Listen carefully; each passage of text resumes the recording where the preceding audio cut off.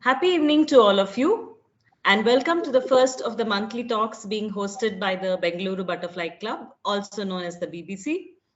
The Bengaluru Butterfly Club was founded 12 years ago by four people called Hanish KM, Nitin Ravikantachari, Rohit Girotra, and Ashok Sengupta. And after 2 years after they started the Bengaluru Butterfly Club, they also started taking counts of butterflies to record where they have, the number of butterflies found, their species found in different locations over a period of time. And so we have completed 10 years of counting butterflies in Bangalore. So you can see the numbers on the screen of how many butterflies, species, and the number of walks. The Bengaluru Butterfly Club also used to conduct butterfly walks earlier before the COVID guidelines said that we couldn't do that anymore. But we have conducted several walks introducing newcomers to butterflies to know about butterflies, and it has been an ongoing process for quite a few years now. So 10 years of counting has happened with so many hours spent in the field. Yes, and we've also had 5 butterfly festivals in the past 5 years in conjunction with, association with the Karnataka Forest Department too.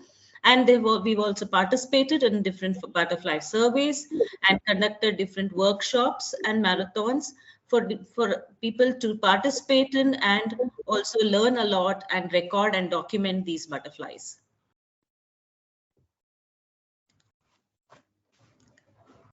And here you can see the growth of the Bengaluru Butterfly Club over the years. It was started in the January of 2011. And in Feb 2011, they also started planning for the commencing of the butterfly counts. And in the March of 2012, the first count was done in the Dorasanpalia campus of the JPRF, or the JP Nagar Reserve Forest, which is there. And ever since, it is being done right up to today, even during this time where the restrictions are there. A team of BBC members have been going there and collecting the data about and recording the number of butterflies found in each parts of the JPRF at different time intervals, and it has been all going into the records and documented. So this will also let us know over a period of time or over years as to the existence of the different species, their numbers, the changes according to the seasons. So this is done every 2 weeks, and it is being documented over so many past years. And of course, in April 12, 2012, as you can see on the screen, the BBC also had a field visit outside Bangalore too, other than taking counts in Bangalore. And by November, 10,000 butterflies had been counted. And December 2012 was a landmark where the lilac silverline, which was thought to be extinct, was rediscovered by one of the founding members, Nitin. And it was found, and it's being documented too. In June 2014, we completed 100 butterfly walks conducted by the BBC. And in 2016 January, 50,000 butterflies was the number that had been counted. In 2000 also, we started having the LHPs, or the larval host plants, the plants on which the butterflies lay their eggs and the caterpillars feed on those plants and grow. Each of the species of butterflies have a specific host plant. They do not lay or eat any of the other plants. So each butterfly has a different host plant. So these host plants have been identified, and they're being planted in JPRF, or the JP Nagar Reserve Forest in the Dorasanpalia, in collaboration with the Karnataka Forest Department. So this will also make the numbers of the butterflies increase there, as the butterflies can lay eggs and reproduce and grow in the campus. And we had the first butterfly festival being held jointly with the KFD, or the Karnataka Forest Department, in June 2017. And every year we've been conducting these festivals, and we've had the 5th one that was there the last year. And of course, during the past 2 festivals, we also had expert talks that were done online. Each day we had different experts giving talks on different topics related to butterflies. So we've had 10 years of counting, like I mentioned before, and by these counts, we've also have 16 new species which were not in the earlier historical records of butterflies found in Bangalore were added. So 16 new species were added to that list. So you can see some of the beauties here on your screen that have been seen and photographed and documented by members of BBC. So this was one of the butterfly and bee taken during one of the butterfly and bee festivals in 2020. And you can have a look at some of the other pictures. This was also a photography workshop that was conducted by the Bengaluru Butterfly Club, so which helped even the photographers to know how to record and document these butterflies in a much more beautiful manner. We also had teams going for different surveys conducted by at different reserves for making looking at finding out the number of butterflies found there and documenting them. So this was at the Kali Tiger Reserve. Yes, and they've also had a lot of school children who have participated and learned a lot from these workshops done by the Butterfly Club. So as many of you have been here with us in these online sessions before, you may be aware that BBC or Bengaluru Butterfly Club has had online talks conducted in the past 2 years as part of the annual butterfly festivals. Now these monthly talks too are being organized with speakers not only from India, but also other places across the globe as well. Today's speaker is Chatura Udayanga Herath from Sri Lanka. He's a passionate butterfly enthusiast who's also passionate about traveling. Chatura has traveled across Sri Lanka and photographed 230 out of the 248 butterfly species in Sri Lanka. He loves to take artistic shots of the butterflies, and his photographs have been featured in different magazines published by the Butterfly Conservation Society of Sri Lanka, as well as in Indian books, including the pictorial guide of Boramdev Wildlife Sanctuary of Chhattisgarh and the guide to the butterflies of the Western Ghats. A B.Pharm graduate from the University of Ruhuna in Sri Lanka, Chatura is currently working as a government pharmacist at the base hospital at Marawila. He's joining us today from Sri Lanka to share his knowledge and experiences of the butterflies of Sri Lanka. Welcome, Chatura, and over to you. And before we start the session, I would request all of you to please keep yourself muted and keep your videos off to help better streaming. And at the end of the session, we would also like to there will be a form given, which we would request you to please fill to help us give you better sessions in the coming months. Thank you. Over to you, Chatura. So good evening to all of you. So I'm Chatura Udayanga Herath. So as Priya told you earlier that, so I'm a great butterfly enthusiast in Sri Lanka. So actually, so let's look at my presentation. I would like to speak about butterflies of Sri Lanka. And first of all, thank you so much, Mr. Hanesh, and for his team, BBC, Bangalore Butterfly Club, for inviting me to this webinar. So let's look at my presentation. So first of all, I will give you some brief introduction about my content. So I hope to discuss regarding the butterfly diversity and the geography, butterfly migration, and climatic zones and the butterfly hotspots in Sri Lanka. So first of all, let's look at the importance of the butterflies. So as you all know, butterflies are really important for the persistence of these ecosystems. So we all know that they are good pollinators. So without pollination, we cannot exist in this planet. So and also not only that, we can use butterflies as some criteria to detect some environmental changes. As for example, so if we notice some reduction of butterflies in particular area, so we can assume that there might be something, something problem with the environment. So then we can pay our attention, especially regarding the environmental changes. Okay, so as I told you earlier, by considering the importance of the butterflies, all the butterfly species are considered as protected animal in Sri Lanka by the Fauna and Flora Protection Ordinance in 1973. So we actually thereafter we cannot harm them, we cannot collect them, we cannot kill them.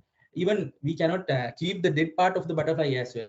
So if we do so, then definitely we need to pay some fine, or we need to face for the imprisonment as well. But if you further need to collect the butterflies and all, or the butterflies early stages, so then you really need to take the permission from two government bodies, which one is Wildlife Conservation Department, and also another one is the Forest Department of Sri Lanka. So you need to apply, you need to submit your research proposal to them. Then they will they will analyze your research proposal, and they will estimate the importance of your proposal, and they will if they are satisfied with your the submission, then definitely they will give you the approval. So let's look at the butterfly diversity of Sri Lanka. Actually, there are 248 butterfly species recorded in Sri Lanka, which belongs to 6 families. So I have just listed the numbers of the butterflies for each family here, and among them there are 31 endemic butterfly species. So here you can see the Sri Lankan map. So I just wanted to show you the places which I have been to capture the butterflies. So as we have already told you that I have captured, I have photographed 230 butterfly species out of the total number of 248 butterfly species. And here you can see I now I need to go the eastern part of the country. So in my next visits, I will go there. And here you can see the list of the endemic butterflies of Sri Lanka. I will show pictures in next slides. So there are two endemic butterflies belongs to family Papilinidae. So here you can see the two members. First one is the Sri Lankan bird being. When you look at the special features of this butterfly, this is the national butterfly of Sri Lanka, and also it is the largest butterfly species in Sri Lanka, with this wingspan of 13 to 17 centimeters. So you can easily find it in commonly in wet zone. The another one is the Sri Lankan rose, which is an uncommon butterfly. So there are 10 endemic butterflies belongs to family Nymphalidae. Here you can see the Sri Lankan tiger, and also here you can see the Sri Lankan tree nymph. Both of them are common in their natural habitat. Here you can see Sri Lankan blue oak leaf, which is uncommon butterfly, and also here you can see Tamil bush brown, which is common and widely spread in the country. So in this slide, in this picture, you can see the jewel foring, which is uncommon butterfly. And also in these two pictures, you can see the Sri Lankan forester, which is now here you can see the male, and here you can see the female. So you can clearly see the sexual dimorphism between these two sexes. Here you can see the male, and here you can see the female. So see the color difference between them. And other one is Sri Lankan tree brown, which is a common butterfly in the hill country. And the other one is Singlish bush brown, and here you can see the Sri Lankan farm fly, which is a rare and seasonal. When you look at the special features regarding this Sri Lankan farm fly, it mimics the flying pattern of the common crow. So you can easily misidentify this butterfly as a common crow. And when you look at the endemic butterflies of Piridae. Here there are two butterflies belongs to endemic butterflies belongs to the family Piridae. So here you can see the lesser albatross. In these two pictures, you can see the closed wing and the open wings of the male one, and in the bottom you can see the closed wings and the open wings of the female Sri Lankan lesser albatross. This butterfly is very commonly seen in the country. So I just wanted to show you because we can see large aggregation of this butterfly during the intermonsoon periods. So you can see a group mud puddling of these Sri Lankan lesser albatross butterflies. And the other one is called grass yellow, which is an uncommon butterfly.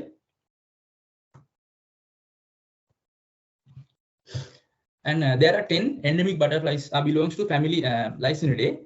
So the first one is the Sri Lankan Ormiston Nog Blue, which is a very rare butterfly. And now here you can see the Sri Lankan clouded silver line.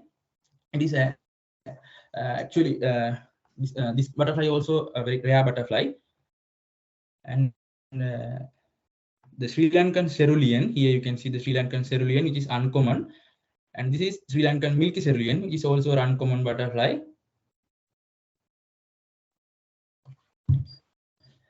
And here you can see the Sri Lankan pale six-line blue. So it is very commonly seen in the wet zone forests. So this is single hedge blue, which is uncommon. And here you can see the Sri Lankan hedge blue, also combined. Now you can see some very rare butterflies belongs to family Lycinidae. So I don't have pictures to show you, so I just downloaded it from the slbutterflies.com, and the photo credit goes to the slbutterflies.lk. The names are Sri Lankan green sill line and Sri Lankan woodhouse 4-line blue. Now there are 8 butterfly species belongs to family Hesperidae. So in here you can see the male Sri Lankan blackfat, and here you can see the female Sri Lankan blackfat, which is uncommon butterfly. Here you can see the Sri Lankan hedgehopper, which is a common butterfly, and also tricolor pied flat, which is uncommon fellow. Both of them here, the rare ace and the Ceylon ace, both of them are very rare. Both of them are rare butterflies actually. So and also the tropic dart is very common butterfly in Sri Lanka, because we can see this butterfly in everywhere, and this butterfly is called as Sri Lankan decorated ace, which is also a rare butterfly, and this is Sri Lankan paintbrush swift. So it is also a rare butterfly. So I don't have pictures of these two butterflies. So photo credit should goes to Akila Beratna and to the slbutterflies.lk. So I previously described you about the endemic butterflies in Sri Lanka. So now let's look at the geography about Sri Lanka. As you can see, Sri Lanka is an island. There are 9 provinces. So in the middle part of the country, you can see some mountain range. So actually, there are four main mountain regions. The first one here, you can see the Samanala mountain region. Here you can see the Namanukula mountain region, and the middle of the country you can see the Pidurtalagala mountain region, and here you can see the Knuckles mountain region. And also there are 103 rivers which are starting from the central hills and dispersed to and ended by the this Indian Ocean. And when you look at this picture, you can see the India is our neighbor, and the shortest distance between India to Sri Lanka is here, nearly 24 kilometers between the Dhanushkodi to Talemana Pier.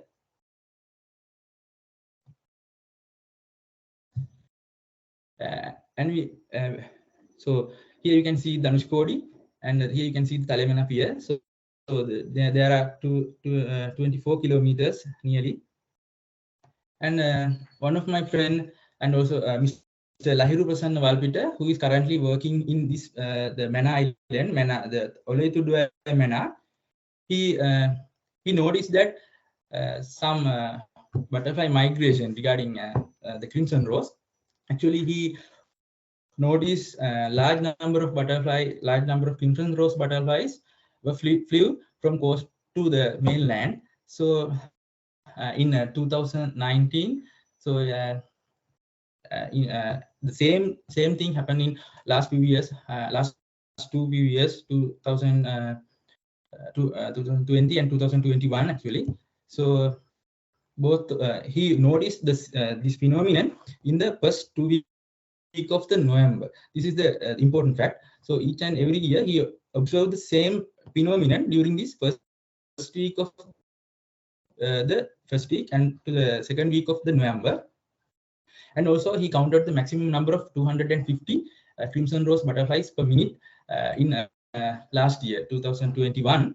So, and also we heard this same phenomenon happened in the south part of the India in last couple of few months back. So I think we need to study further to confirm this as the butterfly migration or the crimson rose butterfly migration. So if we can study further, if we can organize some event, then I think it is a really good thing, because all the butterfly enthusiasts of in Sri Lanka and India and can join together, and we can organize some event to confirm the butterfly migration about these two mainlands, to India and the Sri Lanka. So here you can see his graph.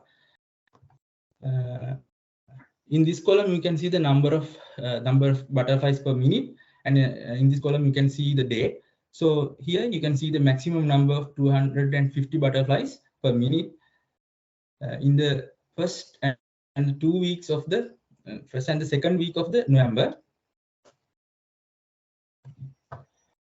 And also I have already told you that the Sri Lanka is an island, so the sea permits the butterfly migration. But some butterfly early stages were brought here by accidentally, and after that they are maintaining a good population throughout the country. So here you can see some examples: yellow palm dart, orange migrant, and banana skippers. So I have described you regarding the endemic butterflies, about the endemic butterflies, and also the geography of the Sri Lanka. So now this is the main part of this presentation. Now I'm going to describe you about the climatic zones of Sri Lanka. So actually there are 4 major climatic zones in Sri Lanka. It is categorized according to the elevation and the annual rainfall.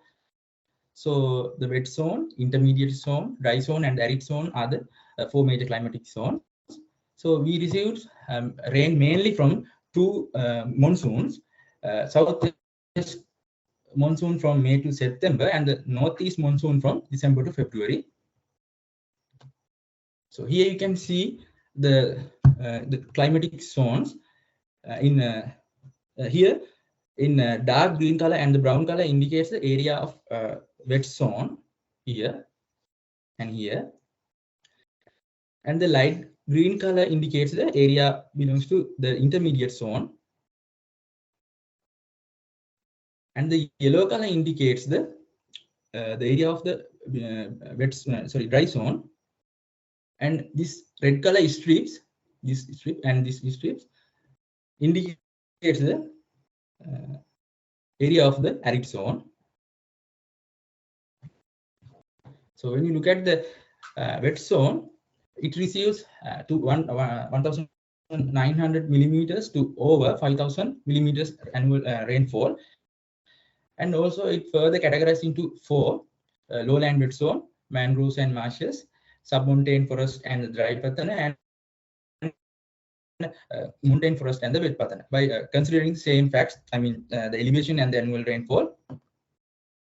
So when we look at the first category of the wet zone, it is lowland wet zone. So the lowland wet zone is located in between the sea level to the 1,000 meters, and we cannot observe some specific dry period throughout within this forest because of the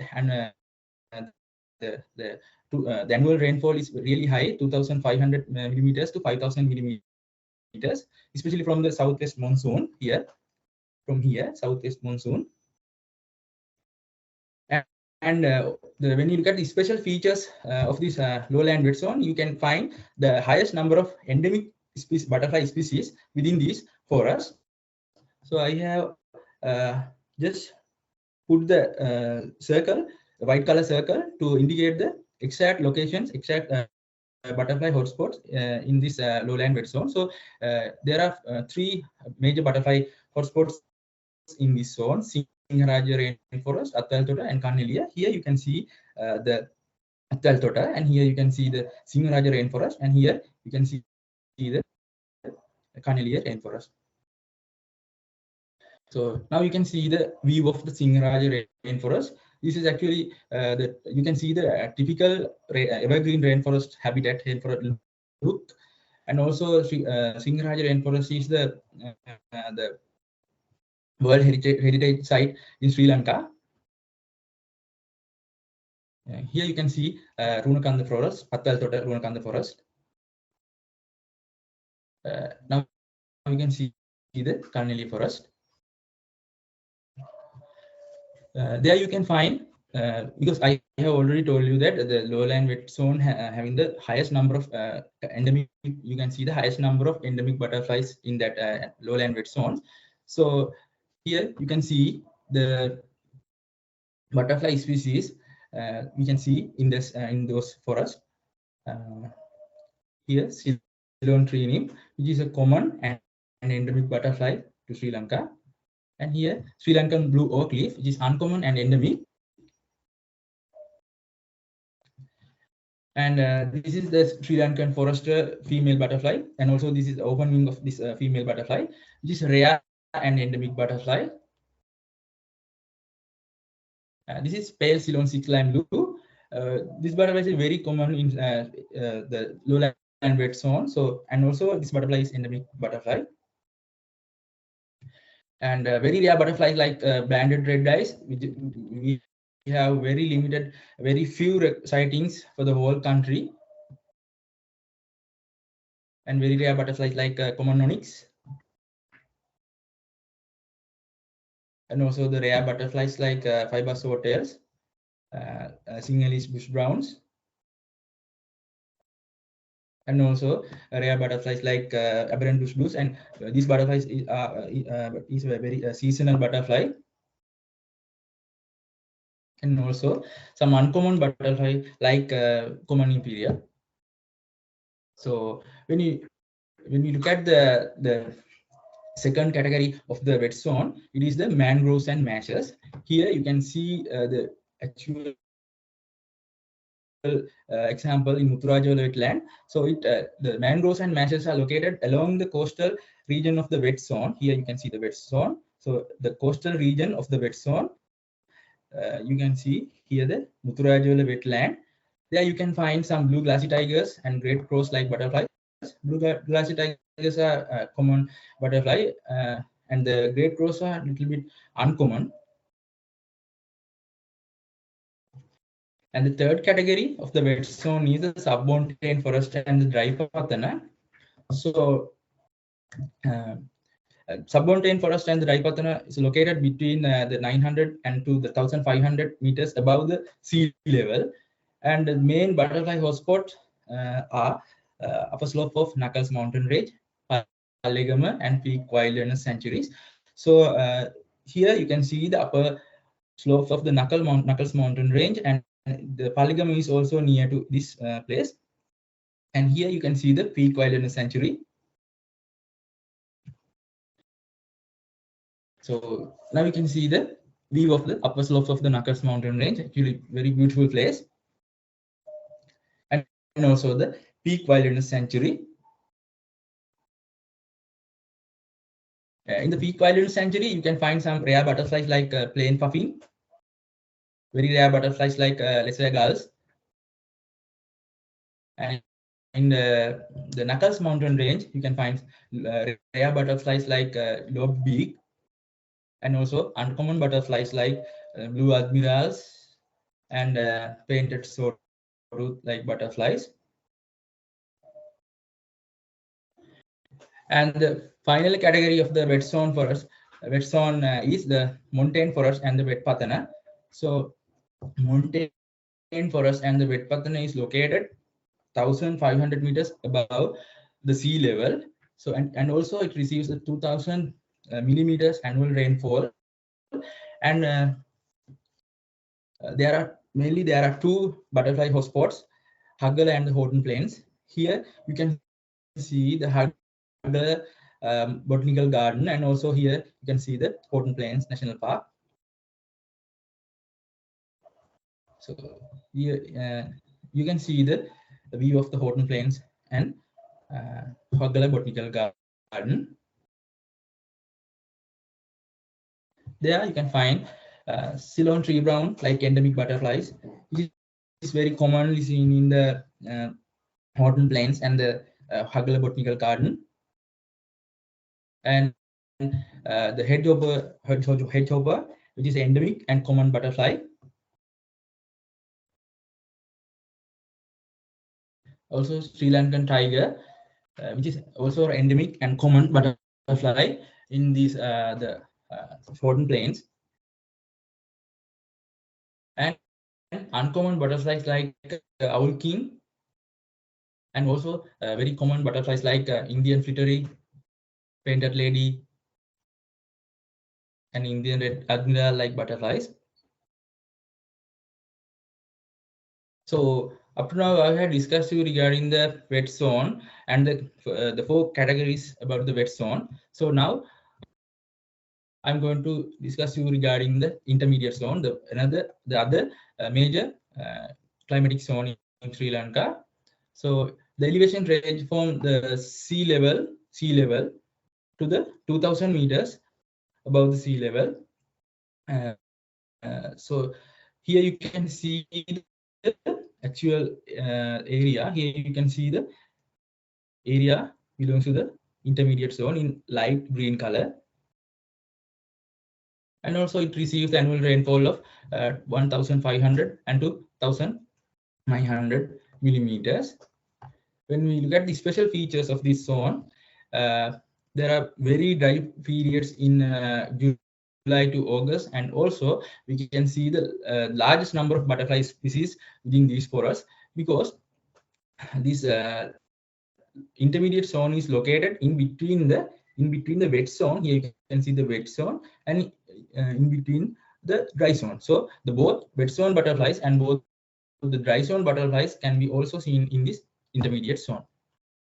And the main butterfly hotspots are Arankale, Thangamale Sanctuary, Bambarakanda, and Nilgala. So here you can see the Arankale, and here you can see the Nilgala National Park, and here you can see the Thangamale Sanctuary, and here you can see the Bambarakanda. And this is the view of the Bambarakanda.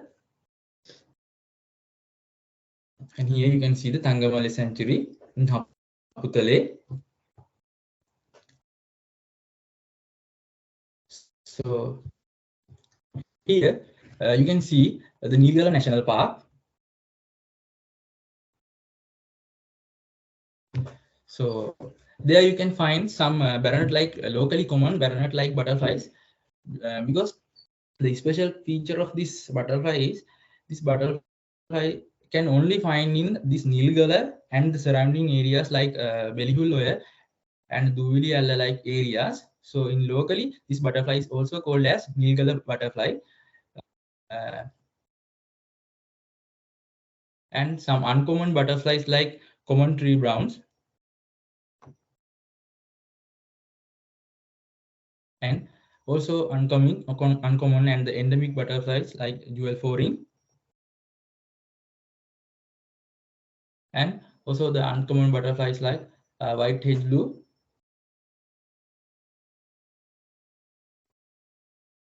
and rare butterflies like Ceylon golden angle, and the very rare butterflies and also the endemic butterflies like Sri Lankan or Eastern oak blue,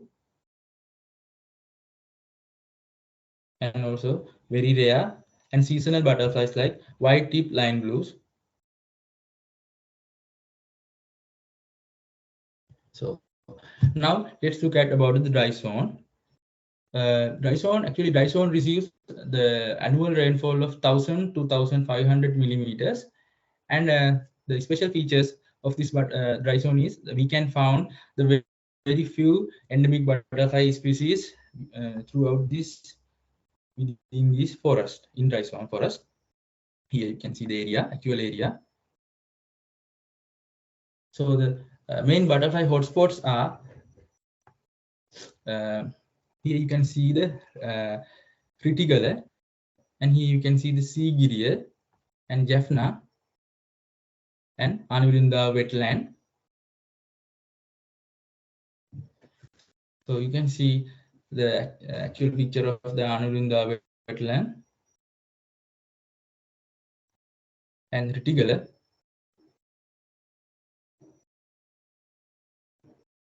And Jaffna.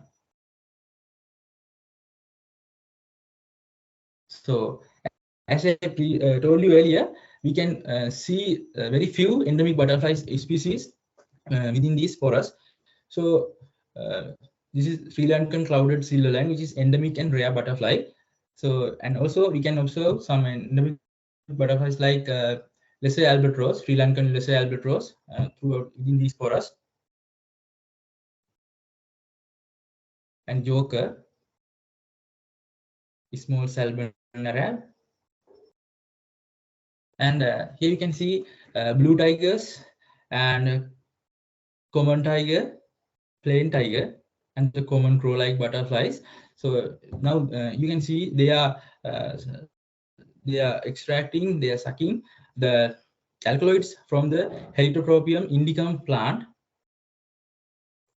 because the alkaloids are very important for the pheromone production to the reproduction as well.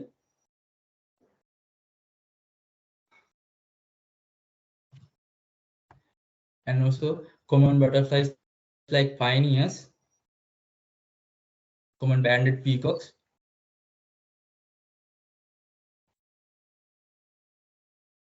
and also spot swordtails,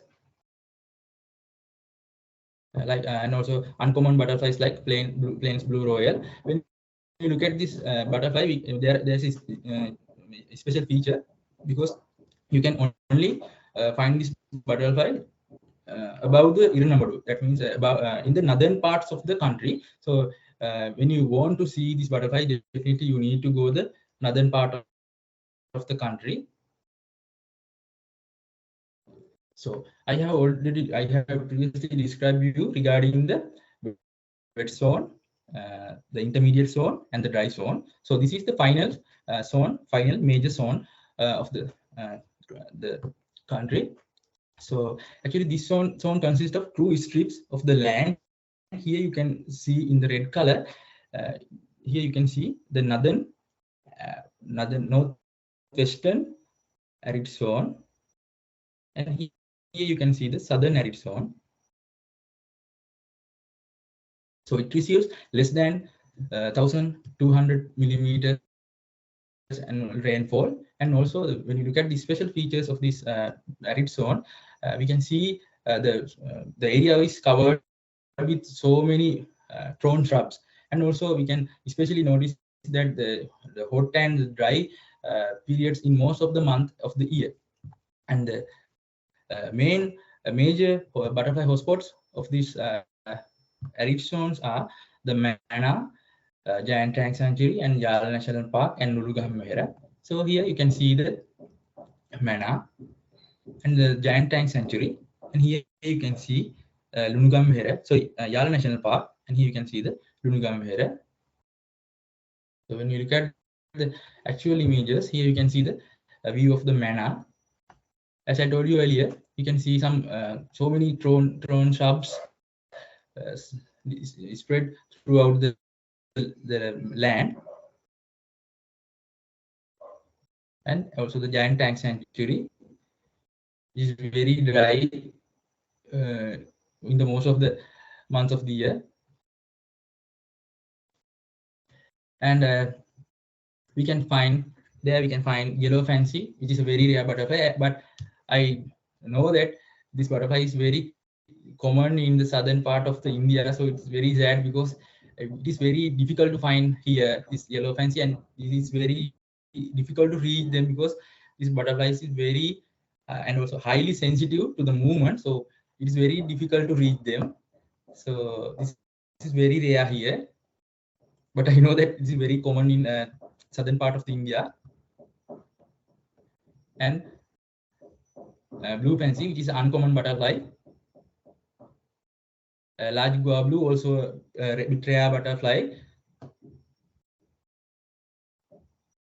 Large salmon arab, which is also rare butterfly.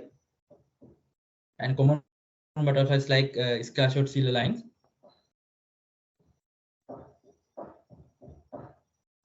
And crimson tip like butterflies. When you look at the special feature of this crimson rose butterfly, any special facts regarding this butterfly, we can I can tell you that this butterfly is restricted to the northwestern coastal arid zone. So I have already told you regarding there are two strips in the arid zone in Sri Lanka, the northwestern part and the southern part. So this butterfly is restricted into the northwestern coastal arid zone.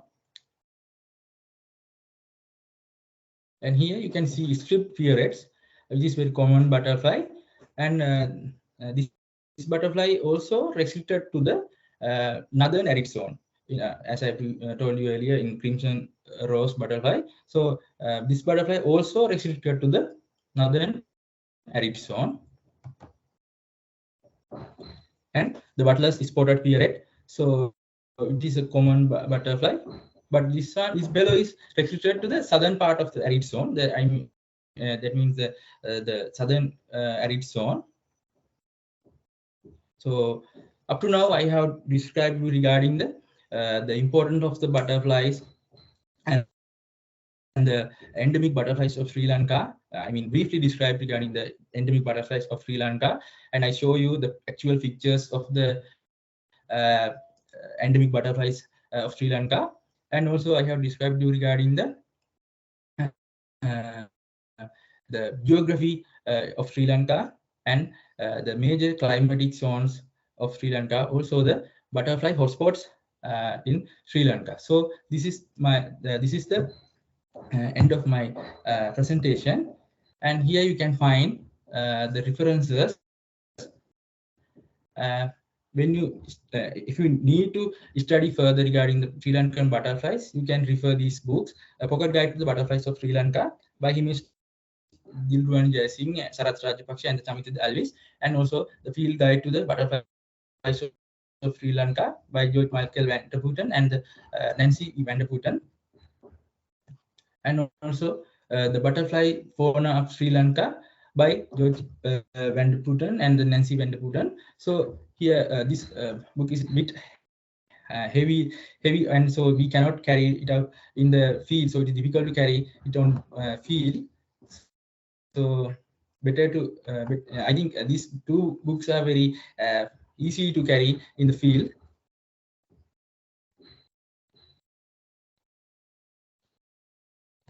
And also, if you search in Facebook or if you search in the website, you can find, you will see some groups called as Butterfly Interest Group of Sri Lanka, and also you can see some site like slbutterflies.lk. So there you can find some facts regarding the butterflies in Sri Lanka. And here you can see the logo of the Butterfly Conservation Society of Sri Lanka.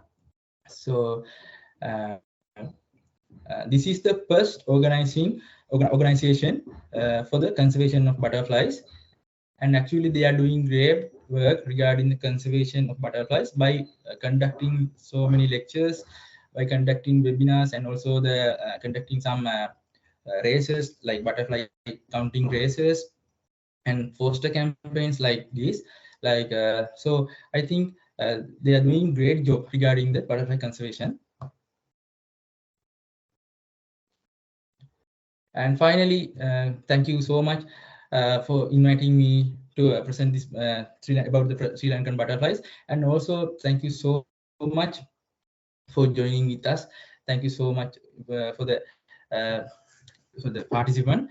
And here you can see my child as well. So thank you so much. First of all, I want to thank Chatura for this wonderful presentation. It was so gracious of you to, present all the way from Sri Lanka. I think this is the first time the team members of Bangalore Butterfly Club and all the other attendees are watching this wonderful presentation from Sri Lanka. So thank you so much, Chatura, for this. The question I have is with regard to the Crimson Rose migration that you spoke about a little while back, right? So we have seen this migration from India's side as well. A lot of us who visit Dhanushkodi beach during those months of October, November, December have observed this migration happening where the butterflies, the Crimson Rose butterflies, are crossing over the Park Straits and into Sri Lanka. My question is, have you seen any reverse migration from Sri Lanka into India of the Crimson Rose butterflies? Actually, one of my friends told me that he noticed some reverse migration happened in the Miris area. That means the southern part of the coastal area. So he noticed one Crimson Rose butterfly was flew reversal into the coast. So I think that is the only known record regarding the reverse migration. But we all know about the migration into the Sri Lanka. Right. But actually there is only one record regarding the reverse migration. Okay, great. Thanks, Chatura. Okay. Yeah, we have a few more questions here. The first one is, are there regular surveys? Does the government forest department conduct these? Actually, the Butterfly Conservation Society has organized some butterfly trips or butterfly walks to count the butterflies, but there is no government help to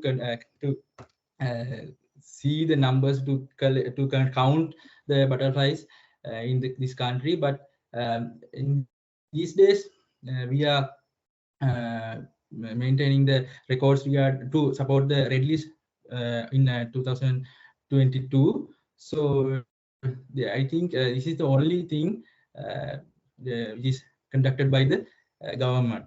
They're maintaining the red list.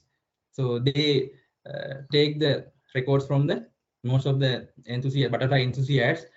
So we collect so many data regarding the butterfly counts and butterfly distribution. So we have submitted our records to the red list committee. So they have referring those observations, and they are categorized butterflies according to it. So that is the only thing we are doing, government doing to the conservation part. So actually it is sad to say that. Thank you. The next question we have is, what is the best season to visit for butterfly photography or watching? For me, I think its best time period is between July to August. It is the best period to take photographs, butterfly photographs, because we can see so many butterfly aggregations, group paddlings in those periods. In both part of the country, we can find so many butterflies, and we can find the increasement of the butterfly population as well. So I think the best season is June, July, and August. Thank you. The next question we have is how common are the host plants? Sorry, just a minute. How common are the host plants for the common butterflies found between India and Sri Lanka? Yes, except two butterflies, most of the 75 species are common. I think they are subspecies of the Indian continent. So except the two butterflies, great crow and the blue glassy tiger, we cannot find them in India, blue glassy tiger and the great crow. So we can find them in the African continent. So I think nearly 75 species. We can see, we can consider as a subspecies of the Indian continent. The question was about the host plants. Are the host plants also common? Would you be? Yeah. Most of those host plants are common, but there are some varieties. I mean, the subspecies, I think, so different. But most of them are actually very similar, but there is some differences between some varieties. So actually I can't say the exact number. So but there is similarities and as well as some different varieties. And I mean, I think it's a subspecies of the host plants. So Okay. That's okay. Thank you. The next question we have is, do endemic butterflies have endemic host plants of Sri Lanka? So it's a similar question. Yeah. Most of when you look at some the butterflies like Sri Lankan blue oak leaf and also Sri Lankan blackback, they are feeding very endemic butterfly called the local name is Nelu. So it is an endemic plant here. So you cannot observe it in India. So most of them are feeding some endemic or a very special plant here, and also some plants are very rare here. So it's very difficult, and some butterflies are really rare because of the rarity of that the host plant. So I think, yeah, these okay, yes. So it would be very important to protect these host plants, because then you will not have even the butterflies. Yes. Yes, because host plant. Yeah. Hello. Yeah. So the next question is, who are the pioneers of Lepidoptera related studies in Sri Lanka? Who are the pioneers of the studies? Our Dr. Michael Vanderputten and the Nancy Vanderputten, and also the Mr. Himesh Dilwan Jasinga, and he's the founder of the Butterfly Conservation Society of Sri Lanka and his team. So they are, I previously told you that regarding the Butterfly Conservation Society of Sri Lanka. So actually they are doing great job regarding the conservation part to maintain the conservation. They are the non-governing body. So by using some funds and other things, so they are organizing some events like these webinars and lectures like things. So I think they are the pioneers of the butterfly regarding facts. Okay. And the next question is, what are the resources available to study butterflies of Sri Lanka, like websites and books? You did name some of the books that we can refer to. Are they also websites that can be accessed? Yeah, yes, I have already told you in my final present slides. Here you can see the butterfly field guide to the butterflies of Sri Lanka. Actually, this is a really good book, because it contains so many facts regarding the butterfly hotspots, and you can see the maps as well. So, and also the another one is called the pocket guide to the butterflies of Sri Lanka. So, and also the websites like slbutterflies.lk, slbutterflies.lk, and so there you can find the pictures and also the larval stages and the pupa and also the adult butterfly and also the regarding the host plant. So all the details you can find in the slbutterflies.lk. And also when we talk about the Facebook groups, there's a group called Butterfly Interest Group of Sri Lanka. So there, if you like, you can send the request to join to that group as well. So yeah, those are the books and those are the websites. Yes. If anyone has questions, you can please raise your hand. Right now we have Farooq. Could you please unmute yourself and ask your question? Okay, while we get back to him, a question from me, Chatura. What started or set off your passion for butterflies? What was the starting point?